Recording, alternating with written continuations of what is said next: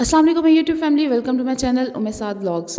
आज मैं साद का मसाज कर रही थी तो मैंने सोचा मैं आपके साथ शेयर करूं कि मैं विंटर में साद का मसाज कैसे करती हूं, क्योंकि अक्सर आपने मुझे देखा होगा कि मैं या तो छत पे साद का मसाज कर रही होती हूँ या किसी खुली जगह पे साद का मसाज कर रही होती हूँ जहाँ पे अच्छे से धूप आ रही हो या इस तरह से।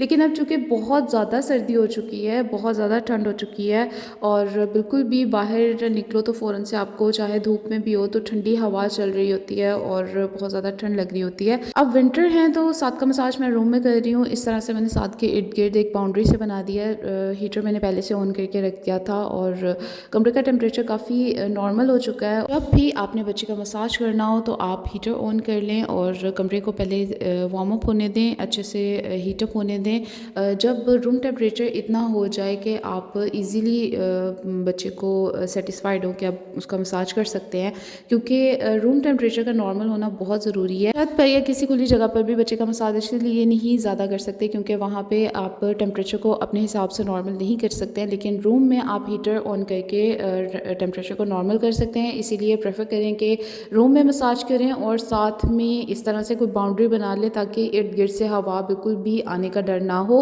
विंटर में आप लाजमी इस बात का ख्याल रखें कि पूरी तरह बच्चे को कपड़े रिमूव करके उसके मसाज नहीं करें, बल्कि कपड़ों के साथ उसका मसाज करें, ये ज़्यादा बेहतर है क्योंकि बच्चे को सर्दी फ़ौरन से लग सकती है, फ़ौरन से उसका सीना जाम हो सकता है और ज़रा सी भी उसको हवा लग जाए तो बच्चा फ़ौरन से उसको नज़ला ज़ुकाम खांसी ऐसा कुछ भी हो सकता है। इसीलिए सबसे पहले तो आप मेक श्योर करें कि रूम टेम्परेचर आपका नॉर्मल होना चाहिए और फिर आपने रूम टेम्परेचर नॉर्मल करने के बावजूद कपड़े पूरे रिमूव नहीं करने, थोड़े थोड़े कपड़े रिमूव करके आप मसाज कर सकती हैं। सर्दियों में बच्चे का इतना ज़्यादा ख़तरा होता है ना सर्दी लगने का कि उसे फ़ौरन से ही अगर आप थोड़ी सी भी बेहतियाती कर देती हैं ना तो फ़ौरन से बच्चे को सर्दी लगने का ख़तरा होता है। इसीलिए बहुत ज़्यादा एहतियात किया करें। माएँ इस डर से कि बच्चे को सर्दी लग जानी है नहलाती नहीं है या फिर उसको अच्छे से क्लीन नहीं करती हैं, उसके कपड़े उतारने के डर से उसे बिल्कुल भी क्लीन नहीं करती हैं। तो इसमें क्या होता है कि बच्चा बहुत ज़्यादा इन्फेक्टेड हो सकता है, उससे इन्फेक्शन हो सकता है, उसके दाने वगैरह निकल सकते हैं। ऐसा बिल्कुल नहीं करें, बल्कि इस तरह से बहुत सेफ़ है। आप बहुत सेफ़ तरीके से बच्चे का मसाज कर सकती हैं, बच्चे को नहला सकती हैं, बिल्कुल भी उसे सर्दी नहीं लगेगी। मैंने बिल्कुल रूम टेम्परेचर को बिल्कुल नॉर्मल किया हुआ है। इस वक्त मैंने भी कोई जर्सी वगैरह नहीं पहनी हुई है और मुझे बिल्कुल भी सर्दी फील नहीं हो रही है। तो आप भी इस तरह से करके बच्चे का मसाज करें, बच्चे को बिल्कुल ठंड नहीं लगेगी और एहतियात करें इसके साथ। मुझे भी कुछ दिन पहले मशवरा दिया जा रहा था जब साथ बीमार था, तो मुझे कहा जा रहा था कि नहीं नहलाओ बच्चे को, बच्चा बहुत ज़्यादा उसे बुखार हो जाएगा और ठंड हो जाएगी, क्योंकि साथ ऑलरेडी इन्फेक्शन हो चुका था उसको, छाती का थोड़ा सा बहुत माइनर सी छाती उसकी ख़राब हो चुकी थी।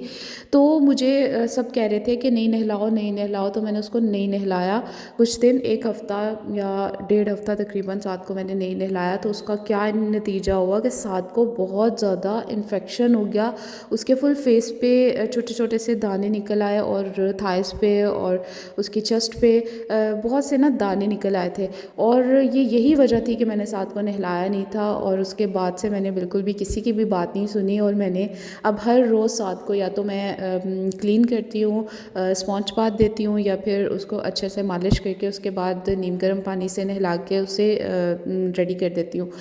बच्चे को साफ़ सुथरा रखना बहुत ज़्यादा ज़रूरी होता है। अगर आप वाकई चाहती हैं कि आपके बच्चे को सर्दी वगैरह ना हो तो आप इस तरह की एहतियात कर सकती हैं, लेकिन इस तरह की एहतियात बिल्कुल ना करें कि बच्चे को बिल्कुल भी आप बात ना दें या उसकी मसाज ना करें। मसाज भी बच्चे के लिए बहुत ज़्यादा ज़रूरी है। विंटर्स में भी जैसे कुछ लोग समझते हैं कि समर्स में कर लें, विंटर में नहीं करें, विंटर में बच्चे को ठंड हो जाती है।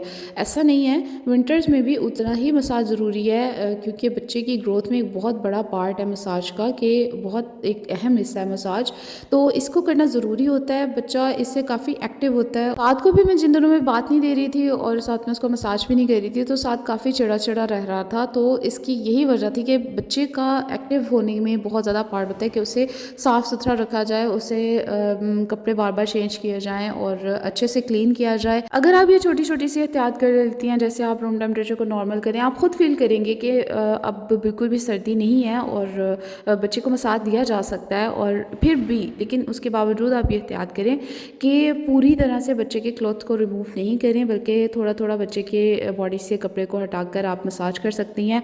और इसके साथ आपके हाथों का गर्म होना और इसके साथ साथ बार बार उठ के ना जाएं, बल्कि पहले से चीज़ों को अरेंज करके रख लें और बच्चे का मसाज करके उसे अच्छे से स्वेडल कर दें। इससे क्या होगा कि बच्चा आराम से कुछ टाइम के लिए सो जाएगा। मसाज के बाद 2 घंटे के लिए बच्चे को सुकून की नींद सोने दें और उसके बाद उसको बाथ दे दें। यहाँ मैंने 7 का फुल मसाज कर दिया था, उसके बाद मैं उसको दोबारा से पहना रही हूँ शर्ट वगैरह, और उसके बाद फिर मैं उसका सर का मसाज करूँगी। आज 7 ने बहुत मज़े से मसाज करवाया और यही वजह थी कि रूम टेम्परेचर भी नॉर्मल था और मैं भी बहुत आराम से सुकून से उसका मसाज कर रही थी। कमरे में आप बहुत रिलैक्स होते हो, छत पर या किसी ऐसी जगह पर चले जाओ तो आप भी थोड़े से अनकंफर्टेबल होते हो। तो मैंने बहुत इजीली 7 का मसाज किया, 7 ने भी बिल्कुल आराम से करवाया, वरना पहले 7 रोता था काफ़ी। जैसे ही मैं उसकी छाती पे हाथ लगाती थी काफ़ी ज़्यादा रोता था, क्योंकि छाती भी ज़ाहिर है काफ़ी इन्फेक्टेड थी। लेकिन अब माशाल्लाह से 7 बिल्कुल ठीक हो चुका है और अब उसकी सर्दी भी नहीं लगती है ज़्यादा। जैसे ही सर्दी लगती है तो मैं इतनी एक्सपीरियंस्ड हो चुकी हूँ कि मुझे फ़ौरन से पता चल जाता है कि अब इसको मैं इस तरह से करूँगी तो ये ठीक हो जाएगा। तो फ़ौरन से मैं 7 को कवर अप कर लेती हूँ और 7 को सर्दी लगने का भी ख़तरा नहीं होता है ज़्यादा। और पहले ये होता था कि 7 थोड़े ही मतलब कुछ ही टाइम गुजरता था, चाहे उसकी खांसी ठीक भी हो गई थी, सब ठीक हो गया था, लेकिन थोड़े ही टाइम के बाद दोबारा से सब हो जाता था और दोबारा से उसे खांसी वगैरह होने लग जाती थी। लेकिन अब मैं 7 को कवर अप कर लेती हूँ और दोबारा से उसको ऐसा कुछ नहीं हुआ है। अब 7 बिल्कुल ठीक है। जब आप एक्सपीरियंस कर लेते हो चीज़ों को तो आप बहुत अच्छे से चीज़ों को हैंडल कर लेते हो। आपको बहुत सारी चीज़ें सीखना आ जाती हैं, आपको बहुत सारी चीज़ें पता चल जाती हैं। विंटर स्टार्ट हुई तो 7 बार बार बीमार हो रहा था। मुझे लग रहा था पता नहीं ये सर्दियाँ कैसे गुजरनी है और मैंने कैसे इनको गुजारना है, लेकिन अब माशाल्लाह से 7 को बिल्कुल भी पता नहीं चलता। ऐसे मैं फील करती हूँ कि 7 को अब थोड़ी सी भी ठंड लग रही है तो मैं वो सारी रेमेडीज़ करती हूँ जो मैं आपके साथ पहले भी शेयर कर चुकी हूँ। आप भी वॉच कर सकते हैं और अपने बच्चे को सर्दी से बचा सकते हैं। 7 बहुत मज़े से मालिश करवा रहा था और मुझे इतना मज़ा आ रहा था ना उसकी मालिश करते हुए, इतना मगन हो जाता है ना ये। जब मैं इसका हेड मसाज करती हूँ 7 को ऐसा लगता है जैसे बिल्कुल बच्चा ना सुकून में जा रहा है और उसको बहुत ज़्यादा सुकून आ रहा है। बच्चे के सर की मसाज बहुत ज़्यादा ज़रूरी होती है, ये लाजमी किया करें। अगर आप फुल बॉडी मसाज नहीं भी देती हैं तो कम से कम बच्चे के सर की मसाज ज़रूर दिया करें, इससे बच्चा काफ़ी रिलैक्स हो जाता है। अगर आप फुल बॉडी मसाज नहीं भी देती हैं तो आप सर पे मसाज करके और साथ में पाँव पे उसकी मालिश करके और हाथों पे मालिश करके आप देखें आपका बच्चा फ़ौरन से सो जाएगा और सुकून से हो जाएगा। अक्सर बच्चा जब रात में नहीं सो रहा होता तब आप ऐसा करें, आपका बच्चा फ़ौरन से सो जाएगा, फ़ौरन से उसे सुकून आ जाएगा, आराम आ जाएगा, सुकून की नींद वो सो जाएगा और दोबारा उठेगा भी जल्दी नहीं। साथ के साथ मैं यहाँ पे मस्तियाँ कर रही थी और काफ़ी क्यूट लग रहा था ये मुझे। जितना मैंने नोटिस किया है और मेरा एक्सपीरियंस रहा है तो मैंने देखा है कि आप ख़ुद बच्चे को सर्दी से बचा सकते हैं। अगर आप चाहते हैं आपके बच्चे को सर्दी ना लगे तो आप थोड़ी बहुत जो एहतियात होती है माँ के लिए ज़रूरी होती है, बच्चे के लिए ज़रूरी होती है, वो कर लें। आपको बच्चा बिल्कुल भी सर्दी नहीं लगेगी उसे, चाहे आप उसे नहलाएं या उसे रोज़ उसकी मालिश वगैरह करें तब भी उससे सर्दी नहीं लगेगी। लेकिन मालिश वगैरह करने के बाद उसको नहलाना भी आपने नीम गर्म पानी से है, उसे बहुत ज़्यादा वार्म वाटर से नहीं नहलाएं क्योंकि इससे बच्चे की स्किन जो होती है वो ड्राई हो जाती है। और साथ ही साथ आपने बहुत ज़्यादा फ्रेगरेंस या फिर जो हम आमतौर पे अपने लिए साबुन यूज़ करते हैं उससे बच्चे को कभी ना नहलाएं, वो भी बच्चे की स्किन को डैमेज और ड्राई कर सकता है। बच्चे के लिए जो माइल्ड शैम्पू या फिर माइल्ड किस्म के बॉडी वॉश मिलते हैं आप वो यूज़ करें, बच्चे के लिए बहुत सेफ़ होते हैं। मैं भी 7 के लिए यही यूज़ करती हूँ और काफ़ी मुझे अभी तक ऐसा कोई इशू नहीं आया कि बच्चे की स्किन ड्राई हो रही हो या इस तरह से कुछ हो रहा हो। मालिश करने के बाद मैंने अच्छे से 7 को सुला दिया। सांस लेने के बाद बच्चा इतने सुकून से सोता है और इतनी लंबी और गहरी नींद सोता है कि जैसे उसको बहुत ज़्यादा आराम मिला हो। मसाज अगर आप सही टेक्निक से करते हैं तो ये बच्चे के लिए बहुत सुकून का बायस होता है, बहुत ज़्यादा इससे बच्चे को आराम मिलता है और बहुत ज़्यादा रिलैक्स हो जाता है बच्चा। शायद अगर कभी ऐसा हो कि बहुत ज़्यादा रो रहा हो तब भी मैं ये टेक्निक करती हूँ कि उसे हल्का सा मसाज देकर और उसे अच्छे से अपने साथ लगाकर थोड़ी देर उसे चुप करवाती हूँ तो साथ फ़ौरन से सो जाता है, फ़ौरन से उसे नींद आ जाती है और वो सो जाता है। यहाँ पे 7 को मैंने नहला दिया था, अब मैं उसे फुल बॉडी पे लोशन लगा रही हूँ। यहाँ मैं दोबारा मेंशन करूँगी कि रूम का टेम्परेचर बिल्कुल नॉर्मल है, बहुत कोज़ी सा है और बिल्कुल भी ठंड नहीं लग रही है। तो यहाँ पे मैंने 7 के कपड़े थोड़े रिमूव किए हुए हैं कि फुल उसे कोई भी उस पर उसकी बॉडी पे कपड़ा नहीं है। लेकिन इसमें क्या है कि मैंने उसे काफ़ी अच्छे से कवर किया हुआ है, उसे जल्दी से मैं कपड़े पहना दूँगी, ज़्यादा टाइम वेट नहीं करूँगी। आपने इस चीज़ का भी ध्यान रखना है कि बच्चे को हल्के तरीके से भी आपने ठंडे हाथ नहीं लगाने हैं। हमेशा अपने हाथों को थोड़ा सा गर्म कर लें और उसके बाद बच्चे को लोशन वगैरह भी अप्लाई करें। थोड़ा सा हाथों में लेके उसे रब करें और अच्छे से जब वो आपको लगे कि थोड़ा सा अब बहुत ज़्यादा ठंडा नहीं है, तब जाके बच्चे को लगाएं आप लोशन वगैरह। साथ के कपड़ों में मैं हमेशा फर्स्ट लेयर जो होती है वो लाइट रखती हूँ। जैसे कॉटन की शर्ट्स उसको मैं समर में पहनाती थी, वो मैं उसको फर्स्ट लेयर में पहनाती हूँ और उसके बाद मैं उसको जितनी भी ऊपर लेयर मुझे लगे कि अब इतनी सर्दी है तो इसके हिसाब से जितनी लेयर की ज़रूरत हो मैं उसको पहना देती हूँ। बॉडी सूट या रोम्पर वगैरह मैं उसको ज़रूर पहनाती हूँ जो अच्छे से उसको हाथों को भी कवर कर ले और अच्छे से उसके पाँव को भी कवर कर ले। तो इस तरह से साथ को बिल्कुल भी कहीं से भी सर्दी लगने का डर नहीं होता। मुझे जो मेरा एक्सपीरियंस रहा है तो मुझे बॉडी सूट कंपलसरी लगता है बच्चे के ड्रेस में, क्योंकि ये बच्चे को अच्छे से कवर कर लेते हैं, कहीं से भी बच्चे को सर्दी लगने का ख़तरा नहीं होता है। अक्सर क्या होता है जब हम बच्चे को उठाते हैं तो उसकी साइड से कपड़ा नहीं होता है और वहाँ से बच्चे को सर्दी लगने का ख़तरा होता है।